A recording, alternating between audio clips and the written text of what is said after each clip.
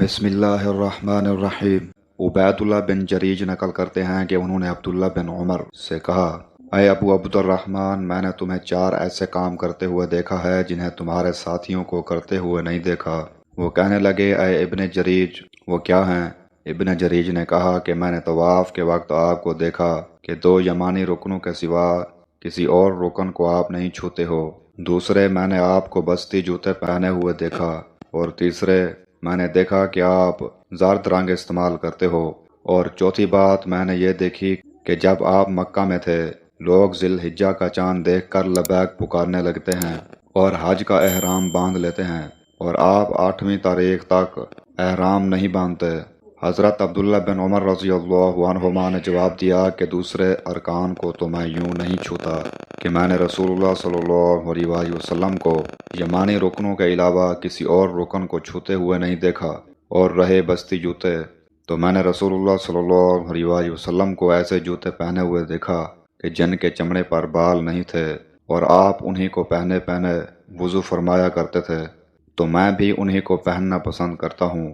اور زرد رنگ کی بات یہ ہے کہ میں نے رسول اللہ صلی اللہ علیہ وآلہ وسلم کو زرد رنگ رنگتے ہوئے دیکھا ہے، تو میں بھی اسی رنگ سے رنگنا پسند کرتا ہوں۔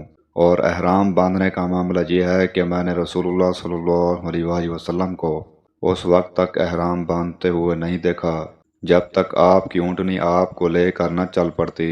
صحیح بخاری حدیث نمبر 166۔ ام عطیہ روایت کرتی ہیں کہ رسول اللہ صلی اللہ علیہ وآلہ وسلم نے اپنی مرحومہ صاحبزادی حضرت زینب کو غسل دینے کے وقت فرمایا تھا کہ غسل دہنی طرف سے دو اور اعضائے وضو سے غسل کی ابتدا کرو۔ صحیح بخاری حدیث نمبر 167۔ حضرت عائشہ صدیقہ رضی اللہ عنہا سے روایت ہے کہ رسول اللہ صلی اللہ علیہ وآلہ وسلم جوتا پہننے، کنگھی کرنے، وضو کرنے اور اپنے ہر کام میں دہنی طرف سے کام کی ابتدا کرنے کو پسند فرمایا کرتے تھے۔ صحیح بخاری حدیث نمبر 168۔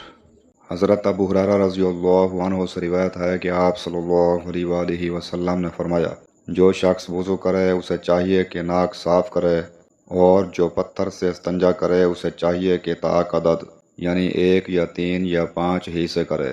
صحیح بخاری حدیث نمبر 161۔ حضرت انس بن مالک رضی اللہ عنہ سے روایت ہے کہ میں نے رسول اللہ صلی اللہ علیہ وآلہ وسلم کو دیکھا کہ نماز عصر کا وقت آ گیا۔ لوگوں نے پانی تلاش کیا، جب انہیں پانی نہ ملا تو رسول اللہ صلی اللہ علیہ وآلہ وسلم کے پاس ایک برتن میں وضو کے لیے پانی لایا گیا۔ رسول اللہ صلی اللہ علیہ وآلہ وسلم نے اس میں اپنا ہاتھ ڈال دیا اور لوگوں کو حکم دیا کہ اسی برتن سے وضو کریں۔ حضرت انس رضی اللہ عنہ کہتے ہیں کہ میں نے دیکھا آپ کی انگلیوں کے نیچے سے پانی چشمے کی طرح ابل رہا تھا، یہاں تک کہ قافلے کے آخری آدمی نے بھی وضو کر لیا۔ صحیح بخاری حدیث نمبر 169۔